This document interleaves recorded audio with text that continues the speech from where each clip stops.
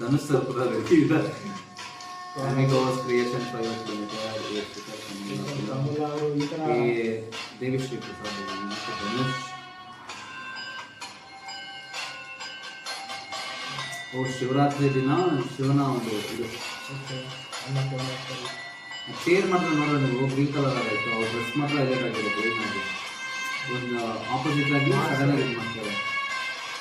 ಅಲ್ಲಿ ನೋಡ್ರೆ ಕ್ಲೀನಾಗಿ ಶಿವನ ಮಾತ್ರ ಮಸ್ಬಿಟ್ಟು ಇವತ್ತು ನಿಂತ್ಕೊಂಡು ಶಿವನ್ ಬರ್ತೀವಿ, ಕೈ ಮಾತ್ರ ಕಾಣಿಸ್ತಿದೆ. ಕುಬೇರ